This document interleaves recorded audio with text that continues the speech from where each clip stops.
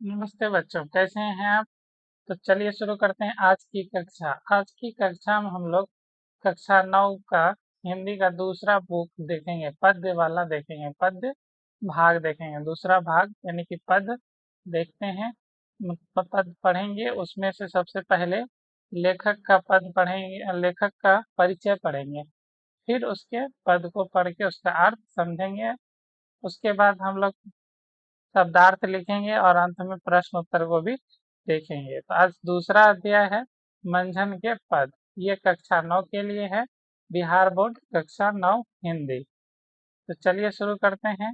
उससे पहले एक सूचना कि आप इस वीडियो को अपने सभी दोस्तों के साथ जरूर शेयर करेंगे, चैनल को सब्सक्राइब करेंगे और वीडियो को लाइक करेंगे। तो चलिए, मंझन के पद के बारे में पढ़ना है तो सबसे पहले मंझन के बारे में जान लेते हैं। तो मंझन जो है कि हिंदी के एक प्रसिद्ध सूफी कवि थे। ठीक है, तो ये क्या थे? सूफी कवि थे और इनके जीवन के संबंध में बहुत सी कम जानकारी प्राप्त है। अभी तक इनकी एकमात्र रचना मधुमालती का ही पता चलता है। तो मधुमालती का लेखक कौन है? मधुमालती। मधुमालती के लेखक कौन है?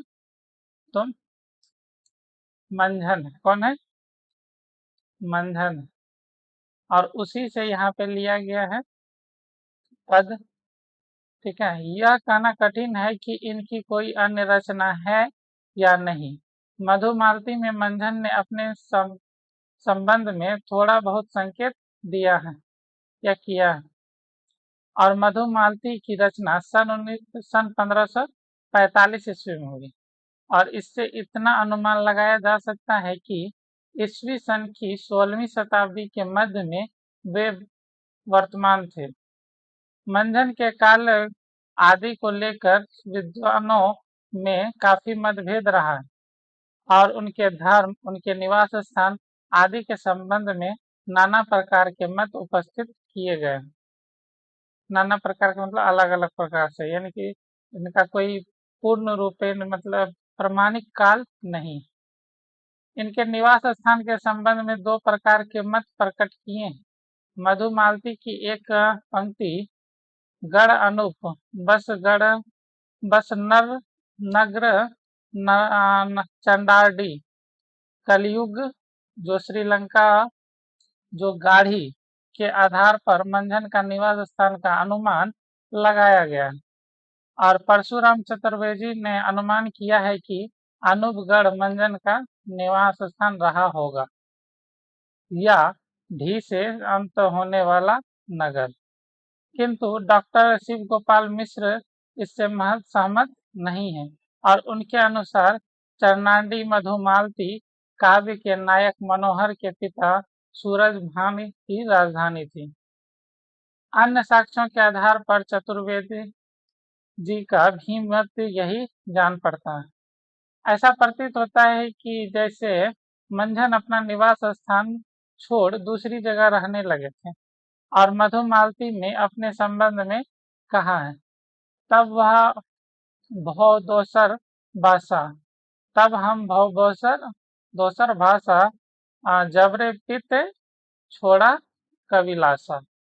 इससे साफ स्पष्ट होता है वो अपने मूल जन्म स्थान से हटकर कहीं दूर वो रह रहे थे। मंझन ने अपने गुरु का नाम शेख मोहम्मद या फिर गौस मोहम्मद बतलाया है, लेकिन इससे अधिक अपने गुरु के संबंध में कुछ नहीं कहा है और ना ही अपने गुरु परंपरा का ही जिक्र किया है। वैसे अपने गुरु के संबंध में उन्होंने इतना अवश्य कहा है कि वे सिद्ध पुरुष थे और उन्हीं की कृपा से उन्हें ज्ञान की प्राप्ति हुई और वे आध्यात्मिक जीवन की ओर प्रवृत्त हुए। मंझन सूफी कवि थे, अतएव उन्होंने सूफियों की प्रेम पद्धति को ही अपनाया और सूफियों का विश्वास है कि प्रेम के द्वारा ही परमात्मा को पाया जा सकता है। प्रस्तुत दोनों कड़बक एक छंद है जो दोहा और चौपाई से मिलकर बना होता है। तो प्रेम के महत्व को ही उद्घाटित करते हैं और कवि के अनुसार प्रेम रूपी ज्योति से ही यह संसार प्रकाशमान है। तो यहाँ पे जो है कि हम लोग यहाँ पे कड़बक ही देखेंगे। इसमें दो कड़बक है। मंझन के कितने कड़बक है? दो कड़बक है। कड़बक किससे मिलता है, बनता है? तो चौपाई, सबसे पहले चौपाई रहेगा और चौपाई के साथ नीचे एक दोहा रहेगा और इन दोनों को अगर हम मिला देंगे तो क्या बन जाएगा? कड़बक। क्या बनेगा? कड़बक। ठीक है, तो चलिए अब हम लोग पढ़ते हैं कड़बक। प्रेम अमोलिक नग सारा, जही जियं प्रेम सो धनी अवतारा। प्रेम लागी संसार उपावा, प्रेम गहा विधि परगट आवा। प्रेम ज्योति सम सृष्टि अंजोरा, दोसर न पाव प्रेम पर कर जोरा। बिरुला कोई जाके सिर भागो, सो पावे यह प्रेम सुहागो। शबद ऊंच चारहु जुग बाजा, प्रेम पंथ सिर देई सो राजा। प्रेम हाट चहुदसी है, पसरी गए पसरी गए बनी जो जे लोई। लाहा ओ फल गाहक, जनी डहकावे कोई। तो सबसे पहले हम लोग इसका शब्दार्थ देख लेते हैं। शब्दार्थ में जब देखते हैं तो सब यानी कि इसका जो कुछ कुछ कठिन वर्ड है उसको हम लोग लिख लेते हैं, समझ लेते हैं। तो पहला वर्ड है प्रेम। प्रेम का क्या अर्थ होता है? चलिए, प्रेम का क्या अर्थ होता है? प्रेम का अर्थ होता है प्रेम। प्रेम का अर्थ क्या होता है? प्रेम। ठीक है। अमौलिक, तो अमौलिक का क्या अर्थ होता है? अमौलिक का अर्थ होता है अमूल्य। अमौलिक का अर्थ क्या होता है? अमूल्य, जिसका कोई मूल्य नहीं हो। आगे है नग। नग का अर्थ होता है बेशकीमती यानी बहुमूल्य। नग का अर्थ क्या होता है? बहुमूल्य। ठीक है। जिया, जियं का अर्थ होता है अपने आप या आत्मा। जियं का अर्थ क्या होता है? आत्मा। धनी का अर्थ क्या होता है? धनी। धनी का अर्थ क्या होता है?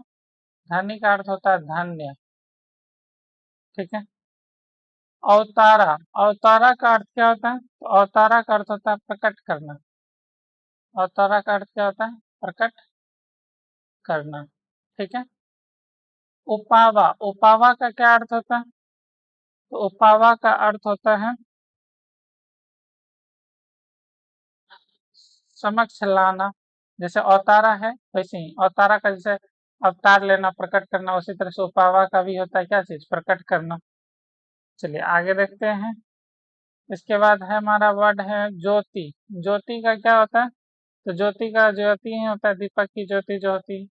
सृष्टि, सृष्टि का क्या अर्थ होगा? सृष्टि। सृष्टि का अर्थ क्या होगा? संसार, जगत। सृष्टि का अर्थ क्या होता है?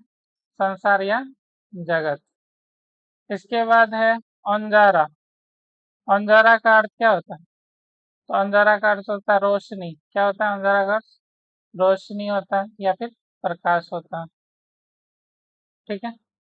इसके बाद है दोसर। दोसर का अर्थ होता है अन्य। दोसर का अर्थ क्या होता है? अन्य या दूसरा। ठीक है।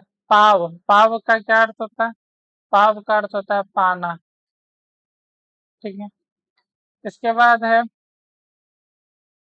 जोरा। जोरा का क्या अर्थ होता है? तो जोरा का अर्थ होता है जोड़ा। जैसे दो का होता है ना जोड़ा, एक प्लस एक, इसको बोलते हैं जोड़ा, जैसे चप्पल की जोड़ी। चलिए आगे देखते हैं। इसके बाद है विरुला। विरुला, विरुला का क्या अर्थ होता है? विरुला का अर्थ होता है विरल। विरल मतलब दूर दूर हो गया एक तरह से। और फिर है सोहागु। सोहागु का क्या अर्थ होता है? इसका होता है किस्मत वाला या सौभाग्य से, किस्मत से या सौभाग्य से। ठीक है। इसके बाद है शबद। शबद, शबद का क्या अर्थ होता है? इसका अर्थ पिछले वीडियो में बताए थे। तो शबद का अर्थ क्या होता है? शब्द होता है। चार ही हूँ। चार ही हूँ का क्या अर्थ होता है? चारों युग। चारों युग कौन कौन सा युग है? सतयुग, त्रेता युग, द्वापर युग और कलयुग। पंथ, पंथ का क्या अर्थ होता है? पंथ का अर्थ होता है रास्ता। पंथ का क्या अर्थ होता है? रास्ता होता है। ठीक है। पासरी गए का क्या अर्थ होता है? फैल जाना। फैल जाना को क्या कहते हैं? पासरी गए, फैल जाना। ठीक है। इसके बाद है विनेजो। विनेजो का क्या अर्थ होता है? तो विनेजो का अर्थ होता है व्यापारी। विनेजो का अर्थ क्या होता है? व्यापारी। फिर लाहा। लाहा का क्या अर्थ होता है? तो लाहा का अर्थ होता है प्राप्त करना। क्या होता है? प्राप्त करना। और डहकावे का क्या अर्थ हो जाएगा? डहकावे का अर्थ होता है भ्रमित करना। भ्रमित करना। ठीक है। तो चलिए अब हम लोग इसका समझते हैं। प्रेम अमोलिक नग सय सारा, जेहि जियंग प्रेम सो धनी अवतारा। तो इसका अर्थ हो जाएगा कि जायसी जी कहते हैं कि इस संसार में प्रेम एक अमूल्य रत्न के समान है, और जिसके हृदय में प्रेम का वास है उसका इस धरती पर जन्म लेना धन्य है। यानी कि इस प्रेम जो है वो क्या है? एक अमूल्य नग्य, और जिसके हृदय में प्रेम है अगर वो इस धरती पे जन्म ले रहे हैं तो वो क्या है? धन्य है। ये होगी पहली पंक्ति। ईश्वर ने इस संसार की सृष्टि की रचना भी प्रेम के वशीभूत होकर की। क्या है ना? प्रेम लागी संसार पवावा, उपावा, प्रेम गहा विधि प्रकट आवा। ठीक है। तो ईश्वर ने जो है इस संसार की रचना, सृष्टि की रचना प्रेम के विशुभित होकर की है। स्वयं ब्रह्मा ने भी प्रेम को स्वीकार करके अपना रूप प्रकट किया। ठीक है। चल आगे देखते हैं।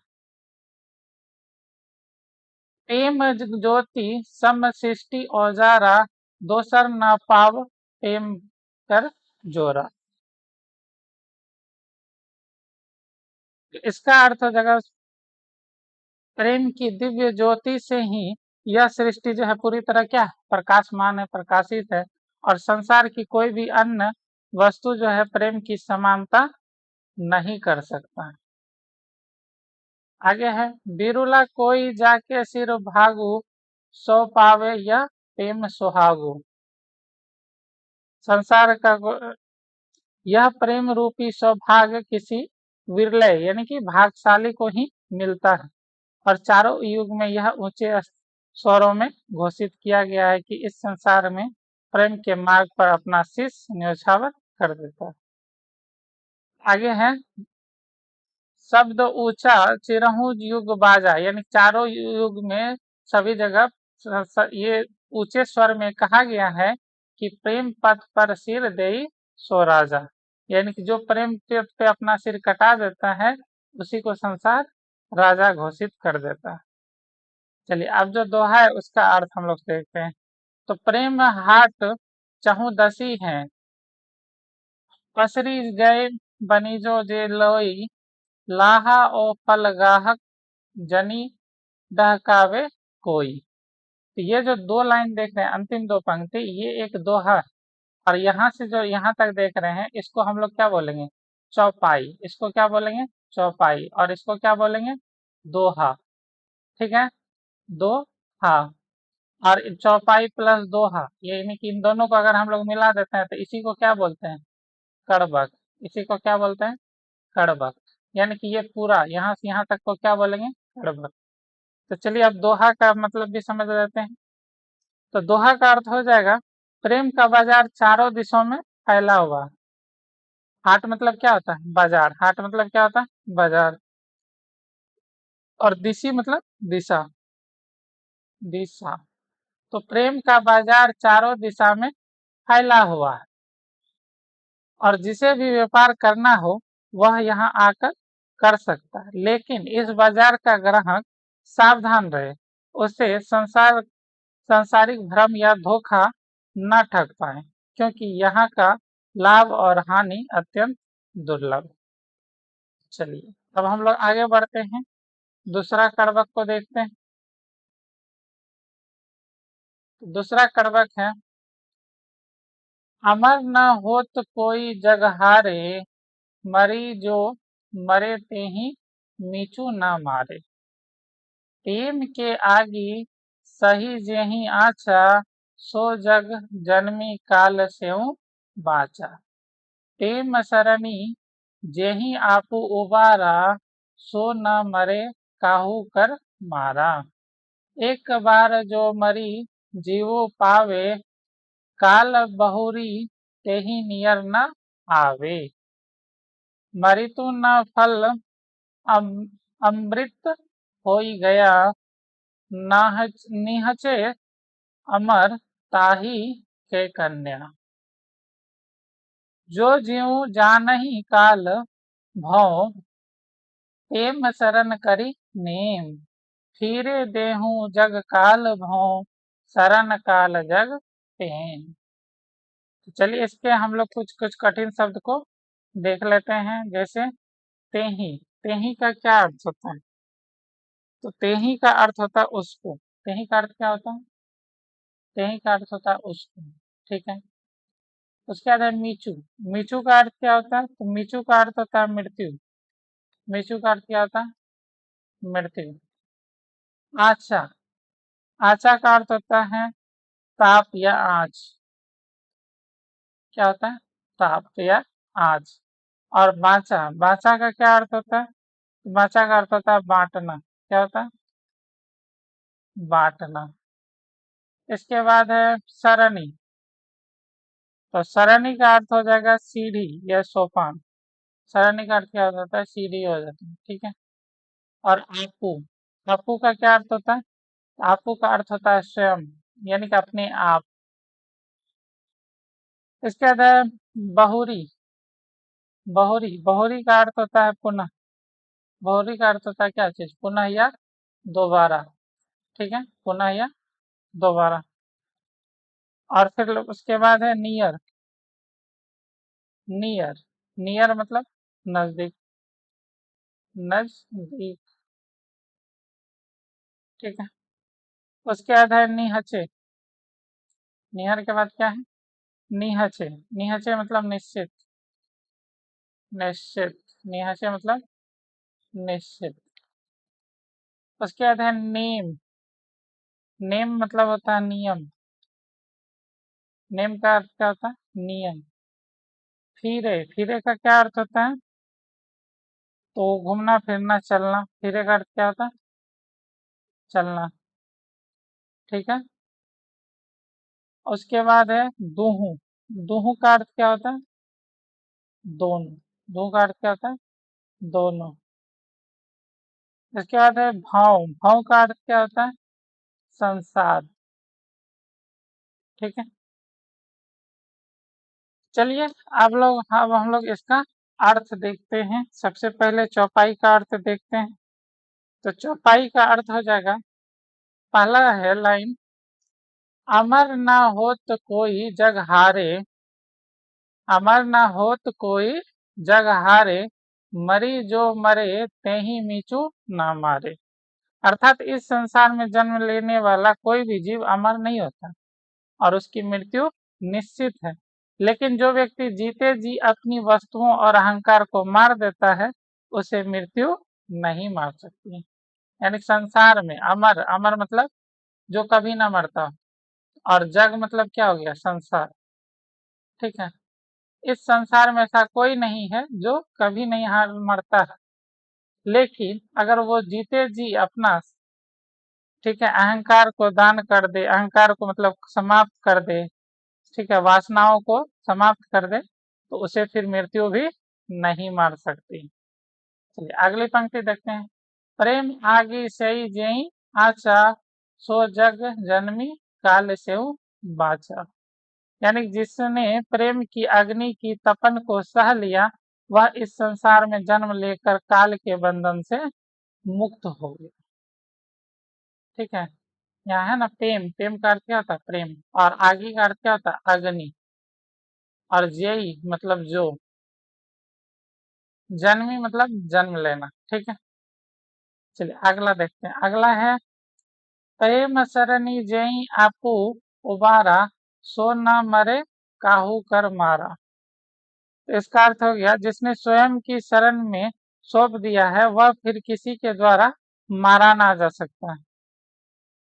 ठीक है, और ये वह किसी के द्वारा मारा ना जाए। यदि मनुष्य एक बार मरकर इस आध्यात्मिक प्रेम का जीवन पा लेता है तो काल फिर उसे उसके निकट नहीं आता। ठीक है, यहाँ पे है कि अगर एक एक बार जो मरी जीव पावे, काल बहुरी तेही नियर न आवे। यानी कि अगर कोई एक बार मरकर भी प्रेम को पा लिया है तो फिर उसके पास काल वगैरह नहीं आएगी। अगली लाइन है मृत्यु का फल अमृत हो ही गया, निहचे अंबर अमर ताही के कया। यानी कि है कि उसके लिए मृत्यु का फल भी क्या हो जाता है, अमृत के समान हो जाता है, जो निश्चित रूप से उसकी काया यानी कि आत्मा अमर हो जाती। चलिए अब यहाँ पे जो दोहा है उसका अर्थ देखते हैं। जो जीहू जानही काल भौ, तेम शरण करी नेम, फिरे दहु जग काल भौ, शरण काल जग प्रेम। तो इसका अर्थ हो जाएगा यदि यह जीवन जनता जानता है कि चारों ओर काल यानी कि मृत्यु का भय है तो उसे विनय पूर्वक प्रेम की शरण ले लेनी चाहिए। और जो प्रेम की शरण में आ जाता है उसके लिए दोनों लोकों यानी कि यहाँ पृथ्वी और जो हम लोग स्वर्ग लोक कहते हैं वहां दोनों लोकों का भय मिट जाता है, क्योंकि काल पूरे संसार को अपना ग्रास बनाता है लेकिन स्वयं काल भी प्रेम की शरण में नतमस्तक हो जाते हैं। तो ये जो देखे ऊपर वाला क्या है, चौपाई। ऊपर वाले को क्या बोलेंगे, चौपाई। नीचे वाले को क्या बोलेंगे, दोहा। और दोनों को मिला देंगे तो कड़बक। दोनों को मिला देंगे तो क्या बन जाएगा, कड़बक बन जाएगा। समझ गए। तो चलिए अब हम लोग इसके प्रश्न उत्तर को देखते हैं। ठीक, आगे बढ़ते हैं। तो उससे पहले हम लोग शब्दार्थ इसका देख लेते हैं। शब्दार्थ को भी अपनी कॉपी में लिखनी है और आपको याद करनी है। तो पहला है प्रेम। प्रेम का अर्थ होता है प्रेम। अमौलिक का अर्थ है अमूल्य। नक का अर्थ बेशकीमती रत्न। जे ही यानी कि जिसको। जी जीव, जीव मतलब आत्मा या हृदय। ध्वनि का अर्थ है धन्य। अवतारा का अर्थ है अवतरण होना। उपावा का अर्थ है प्रकट होना। ज्योति का अर्थ है ज्योति। सृष्टि का अर्थ है सृष्टि। अंजारा का अर्थ है प्रकाश। दोसर का अर्थ है दूसरा या अन्य। पाव का अर्थ है पाना। जोड़ा का अर्थ है जोड़ा। लेविदा। पंथ का अर्थ होता है रास्ता। पसरीगे का अर्थ होता है फैल गया, फैल गया। और वाणिज्य का अर्थ होता है वाणिज्य या व्यापारी। लोहा का अर्थ लाहा का अर्थ प्राप्त करना। बहकावे का अर्थ भ्रमित करना। तेही का अर्थ उसको। मिंचू का अर्थ मृत्यु। आचा का अर्थ आँच या ताप। वाचा का अर्थ बांटना। सरणी का अर्थ सीढ़ी या सोपान। आपू का अर्थ स्वयं। बहुरी का अर्थ पुनः। नियर का अर्थ नजदीक। नहीचे का अर्थ निश्चित। नेम का अर्थ नियम या व्रत। फिरे का अर्थ घूमना फिरना या चलना। दुहु का अर्थ दोनों। भाव का अर्थ संसार। विरला का अर्थ विरल। सोहागु का अर्थ सौभाग्य। शब्द का अर्थ शब्द। चारियों का अर्थ चारों युग। तो इस सारे शब्दार्थ को आपको फेयर कॉपी में लिखनी है और याद करनी है। चलिए अब हम लोग प्रश्न उत्तर पे चलते हैं। पहला प्रश्न है कवि ने प्रेम को संसार में अंगूठी के नगीने के समान अमूल्य माना है। इस पंक्ति को ध्यान में रखते हुए कवि के अनुसार प्रेम स्वरूप का वर्णन करें। उत्तर, प्रस्तुत पंक्तियों में महाकवि मंझन ने प्रेम के सही स्वरूप को व्याख्या करते हुए उसकी तुलना अंगूठी के नख से की। जिस प्रकार बिना नख के अंगूठी का कोई मतलब नहीं होता, ठीक उसी प्रकार इस नश्वर संसार में बिना प्रेम के जीवन निस्तार निरर्थक है। प्रेम अनमोल वस्तु है। प्रेम उसी मनुष्य के पास मिल सकता है जो अवतारी पुरुष हो, असाधारण पुरुष हो। सामान्य पुरुष के पास प्रेम नहीं मिल सकता। प्रेम अलौकिक चीज है। प्रेम अलौकिक चीज है और जिसके लिए सर्वस्व त्याग करनी पड़ती है। जिसके लिए क्या करना पड़ता है? सर्वस्व त्याग की भावना रखनी पड़ती है। चलिए प्रश्न संख्या 2, कवि ने सच्चे प्रेम की क्या कसौटी बताई? उत्तर, कवि की दृष्टि में प्रेम का महत्व अनमोल और प्रेम की प्राप्ति के लिए पहले स्वयं को मरना पड़ता है। कहने का भाव यह है कि सांसारिक मोह माया तृष्णाओं वासनाओं से दूर रहना पड़ता है। इस सृष्टि का सृजन स्वयं ब्रह्मा ने प्रेम के वशीभूत होकर ही की थी। कवि के कथानुसार कोई भाग्यशाली व्यक्ति ही प्रेम को प्राप्त कर सकता है। प्रेम बहुत ऊंचा शब्द है और शाश्वत है। इसीलिए कवि ने साफ साफ लिखा है कि प्रेम के पंथ में जो अपने को बलि चढ़ाएगा वही राजा है, अर्थात वही महान है और तब ही प्रेम की महत्ता है।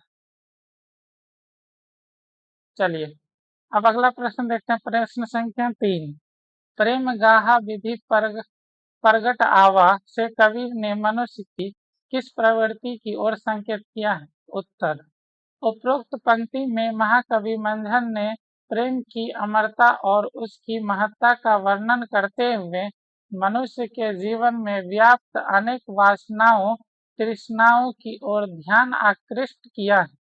इस संसार के सृष्टि खुद ब्रह्मा ने प्रेम के कारण ही की। यह संसार रहेगा तभी प्रेम रहेगा और प्रेम रहेगा तभी ईश्वर की महत्ता भी रहेगी। इन पंक्तियों में कहना है कि ईश्वर के द्वारा कवि का प्रेम के कारण ही संसार का निर्माण किया, जिसमें मनुष्य की सृष्टि की। मनुष्य की अनेक तामसिक प्रवृत्तियां होती जो उसके मोक्ष के मार्ग को अवरुद्ध रखती। इसलिए इस नश्वर संसार में मनुष्य के लिए अमरत्व आवश्यक है, लेकिन यह तभी संभव है जब वह इसके लिए अपने को भौतिकता से ऊपर उठाए और सत्य पोषण में स्वयं को न्यौछावर कर दे।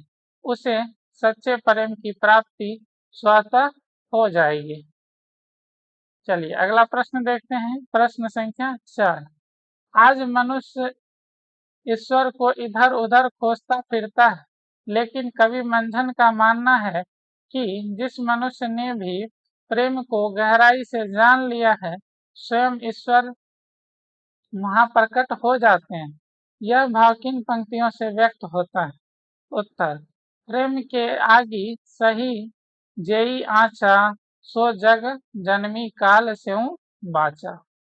यानी कि मंझन के उपरोक्त पंक्तियों में यह बात साफ साफ झलकती है कि प्रेम की ज्वाला यानी आग को बर्दाश्त कर लेता है तो वही काल के आगे टिक पाता है। काल उसे मार नहीं सकता। जिसने प्रेम की शरण ले ली उसको कोई नहीं मार सकता। और जो संसार वासनाओं एवं तृष्णाओं से युक्त होकर जीता है वही अमरत्व यानी ईश्वर को प्राप्त कर सकता है। चलिए अगला प्रश्न देखते हैं। प्रश्न संख्या 5, कवि की मान्यता है कि प्रेम के पथ पर जिसने भी अपना सिर दे दिया वह राजा हो गया। यहाँ सिर देना का अर्थ स्पष्ट कीजिए। तो महाकवि मंझन ने अपने पद में शब्द उच्च चारहूं जग बाजा प्रेम पंथ सिर देऊं सोई राजा सिर देने का प्रयोग किया है और उसका भाव यह है कि प्रेम के पंथ में जो स्वयं को बलि चढ़ा दे वही राजा है, वही महान है। सिर देना का अर्थ हुआ कि स्वयं को बलि देवी पर चढ़ा देना, यानी सर्वस्व त्याग की भावना। अलौकिक प्रेम बलिदान खोजता है, त्याग खोजता है। वह तृष्णाओं और वासनाओं की चकाचौंध में नहीं रहना चाहता।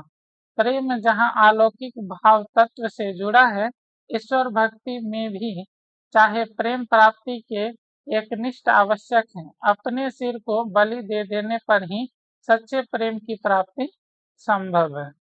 चलिए अब अगला प्रश्न देखते हैं।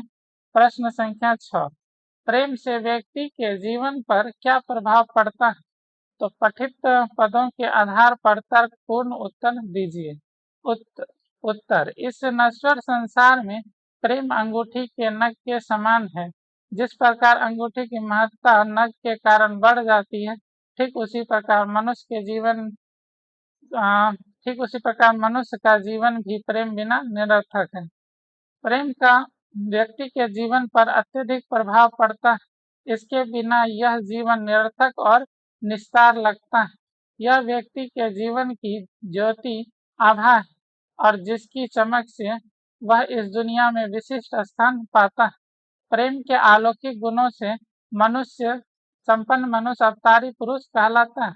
वह सामान्य कोटि के मनुष्य से अलग दिखाई पड़ता है। उसके व्यक्तित्व में विराटता और गंभीरता स्पष्ट झलकती है। भाग्यशाली व्यक्ति के ही भाग में प्रेम सुहाग सदृश काम करता है। चारों युग में प्रेम का महत्व बरकरार रहता है, अतः उसके प्रभाव से व्यक्ति अमरता को प्राप्त करता है। वह इस संसार की नहीं अलौकिक जगत में भी काल पर विजय प्राप्त कर लेता है। वह काल विजयी महान आत्मा के रूप में पूजित होता है। प्रेम के वशीभूत तो खुद ईश्वर रहते आए और इसी प्रेम के कारण तो उन्होंने संसार की सृष्टि की। अतः इस लौकिक जगत में भी और लौकिक और अलौकिक जगत दोनों में प्रेम के प्रभाव से मनुष्य का जीवन देदीप्यमान अमृतत्व एवं कालजयी रूप से प्राप्त कर लेता है। कालजयी रूप से प्राप्त कर लेता है। चलिए अब हम लोग सप्रसंग व्याख्या है कुछ उसको देख लेते हैं। तो प्रश्न संख्या 7 को करना है सप्रसंग व्याख्या। तो प्रेम हाट चहु दिशि है, पसरी गए बनी जो लोई, लाहा और फल गाहक जानी डहकावे कोई। इसकी व्याख्या करें। उत्तर, प्रसंग प्रस्तुत पंक्ति महाकवि मंझन के प्रथम पद से उत्कृष्ट की गई है। ये हमारी पाठ्य पुस्तिका में संकलित है। इन पंक्तियों का प्रसंग प्रेम के हाट और खरीदार एवं विक्रेता के संबंधों से जुड़ा हुआ है। वस्तुतः पंक्तियों के द्वारा कवि मंझन कहना चाहते हैं कि अरे प्रेम का बाजार तो संसार भर में फैला हुआ है, जिसका मन करे वह इस प्रेम के सौदे की खरीदी बिक्री कर ले। आगे, इस सौदागरी में किसी को घाटा नहीं और न ही बेचने वाले को और न ही खरीदने वाले को। इन पंक्तियों में इस नश्वर संसार में प्रेम की महत्ता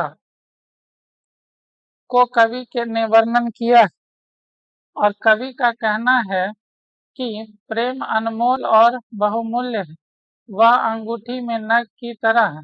अतः इस संसार रूपी हाट में प्रेम के खरीदने बेचने वाले की कवि सलाह देता है कि संसार रहते प्रेम की खरीदारी कर लो। ठीक है, समय रहते प्रेम की खरीदारी कर लो, समय बीत जाने पर पछतावा पड़े। क्योंकि प्रेम की खरीद बिक्री में किसी को घाटा नहीं होने वाला। इन पंक्तियों में आध्यात्मिक प्रेम की चर्चा करते हुए इस भौतिक जगत से मुक्ति और अमृतत्व प्राप्ति के लिए प्रेम की खरीदारी करना यानी प्रेम की शरण गहना आवश्यक है। चलिए आगे है भाव सौंदर्य स्पष्ट करना है, तो हम लोग देखते हैं प्रश्न संख्या 8 का पहला क। एक बार जो मरी जीव पावे, काल बहोरी तेहि नियर न आवे। ये पंक्तियां हमारी पाठ्य पुस्तक से महाकवि मंझन के पद से ली गई है और इन पंक्तियों में कवि के कहने का भाव यह है कि जो व्यक्ति एक बार अपने जीवन काल के महत्व को समझते हुए इस पर विजय प्राप्त कर लिया, यानी स्वयं को एक बार मार लिया, उसके बाद दूसरा कोई भी भटक नहीं सकता। तो यहाँ पे क्या होगा, फटक भी नहीं सकता, दोनों चलेगा, तो फटक नहीं सकता। कवि के कहने का भाव यह है कि मृत्यु पर विजय प्राप्त करने के लिए स्वयं को मारना पड़ता है, जिन्न बनाना पड़ता है और इस नश्वर भोग विलासी संसार के माया जाल से स्वयं को ऊपर उठाते हुए ही मनुष्य शिखर पर चढ़ सकता है। स्वयं को मारने वाला ही व्यक्ति अमरत्व को प्राप्त कर सकता है और काल भी उसके निकट नहीं आता। इन पंक्तियों में आध्यात्मिक भाव का कूट है और कवि इस लौकिक जगत के मोह माया से ऊपर उठकर स्वयं को न्यौछावर यानी बलि देवी पर चढ़ाने का आह्वान करता है और वही पुरुष मृत्यु पर विजय प्राप्त कर सकता है। अब देखते हैं आगे है, मृत्यु पर विजय प्राप्त करने के लिए स्वयं के अस्तित्व को मिटाकर ब्रह्म यानी सत्य के निकट पहुंचना आवश्यक है। तो चलिए अब हम लोग प्रश्न संख्या 8 का ख देखते हैं। मेरी तुक फल अमृत होई गया, नहीं चे अमर ताही के क्या। तो प्रस्तुत पंक्ति हमारी पाठ्य पुस्तक में संकलित मंझन के पद से ली गई है और इन पंक्तियों का भाव सौंदर्य यह है कि जो व्यक्ति संसार की वासनाओं तृष्णाओं को छोड़ देता है अर्थात उसके पीछे नहीं भटकता, अर्थात उसके लिए वह निष्प्राण होकर जीता है, उसको ही तो अमरता का फल प्राप्त हो जाता है और ऐसे व्यक्ति का काया निश्चित रूप से अमर हो जाती है। इन पंक्तियों में कवि ने नैतिकता से ऊपर उठकर अलौकिक जगत की ओर उन्मुख होने का संकेत करता है और कवि का कहना है कि अमरत्व प्राप्ति यानी मृत्यु से छुटकारा पाने के लिए सत्य पथ पर गमन आवश्यक है और वह सत्य पथ पर है प्रेम का अनुसरण करना और प्रेम शाश्वत एवं अनमोल वस्तु है, बिना उसके मोक्ष संभव नहीं। इस प्रकार मृत्यु से मुक्ति प्रेम भक्ति ही दिला सकती है और प्रेम की महत्व की व्याख्या सभी कवियों ने मुक्त कंठ से की है। चलिए आगे देखते हैं प्रश्न संख्या 9। प्रेम के सर्वस्व समर्पण से व्यक्ति के निजी जीवन में आत्मिक सुंदरता आ जाती है। यह परिपक्वता कवि के विचारों में किस प्रकार आती है, स्पष्ट करें। तो उपरोक्त पंक्तियों में महाकवि मंझन ने प्रेम के महत्व का वर्णन करते हुए कहा है कि जिस आदमी के हृदय में प्रेम की ज्योति जलती है वह कोई साधारण मनुष्य नहीं होता, वह अवतारी और असाधारण पुरुष होता है। ब्रह्मा ने प्रेम के कारण ही इस संसार की सृष्टि की है और प्रेम ऐसा बहुमूल्य तत्व है कि इसके जोड़ का कोई तत्व नहीं और प्रेम जिसको प्राप्त हो जाता है उसका जीवन सार्थक हो जाता है। वह व्यक्ति प्रेम के सुहाग को प्राप्त कर लेता है। प्रेम शब्द का महत्व सदैव रहा है और आगे भी रहेगा, इसका मूल्य शाश्वत है। प्रेम की सौदागरी करने वाला व्यक्ति कभी भी घाटे में नहीं रहता, खरीदने वाला हो चाहे बेचने वाला, दोनों को लाभ मिलता है और प्रेम की शरण में रहने वाले को काल भी कुछ नहीं बिगाड़ सकता।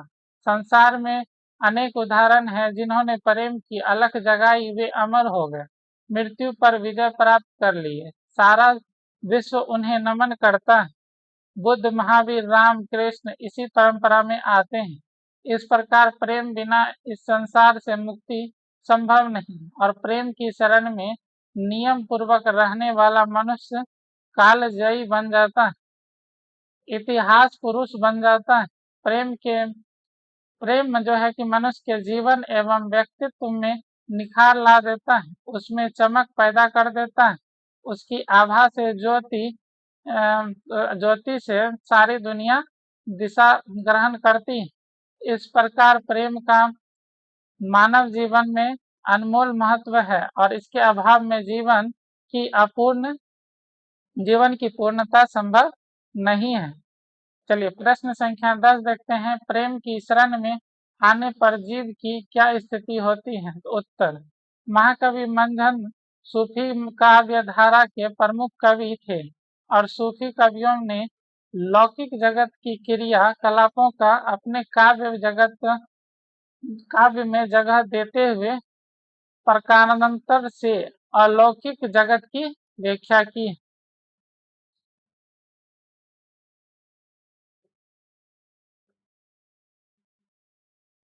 आगे हैं, यहाँ भी प्रेम शब्द का प्रयोग मंझन ने अपने काव्य में अधिकता के साथ किया है और प्रेम की शरण में जाने पर मोक्ष की प्राप्ति होती है और प्रेम के संसार में विचरण करने वाला मनुष्य राग द्वेष भय लोभ से मुक्त हो जाता है। यह नश्वर संसार उसे अपनी ओर आकृष्ट नहीं कर पाता।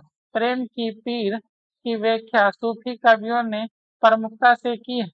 जिसने प्रेम को पा लिया उसका जीवन सार्थक हो गया। वह सत्य को पा लिया, वह ईश्वर को पा लिया, वह इस भौतिक संसार से ऊपर उठ गया, वह कालजयी बन गया। काल भी उसका कुछ नहीं बिगाड़ पाता है और काल भी उसके त्याग बलिदान और कर्म से घबराता है। प्रेम के वशीभूत होकर ही जीवन को भौतिक जगत से मुक्ति मिल सकती है और इस प्रकार प्रेम सर्वोपरि, अनश्वर, शाश्वत, जो बलिदानी पुरुष है उसे ही प्रेम से साक्षात्कार संभव है। प्रेम को खरीदने प्रेम को खरीदने वाला और बेचने वाला दोनों को घाटा नहीं होता है, यानी दोनों को अमृत को प्राप्त करते हैं। जो मृत्यु पर किसी प्रकार की जो मृत्यु पर विजय प्राप्त कर ले वही कालाजाई पुरुष कहलाता है और यह तभी संभव है जब वह प्रेम की शरण में रहता है। जो वासनाओं तृष्णाओं से मुक्त हो, सांसारिक मोह माया से निर्लिप्त हो, वही जिन कहलाता है। काल से भयभीत हुए मनुष्य को तो सदैव प्रेम की शरण गहनी चाहिए। जगत में प्रेम की महत्ता शाश्वत मूल्य है। वह अमृत प्रदान करने वाला, मोक्ष दिलाने वाला और जीवन को सुहागमय बनाने वाला। अतः सच्चे मनुष्य को प्रेम की शरण सदैव पकड़नी चाहिए। चलिए आज का ये वीडियो हम लोग यहीं पे समाप्त करते हैं। सभी कोई फेयर कॉपी करके याद जरूर कर लेंगे। वीडियो को लाइक करेंगे, वीडियो को शेयर भी करेंगे अपने सारे दोस्तों के साथ और चैनल को सब्सक्राइब कर लेंगे। ठीक है, तो चलिए मिलते हैं अगले वीडियो में, तब तक के लिए।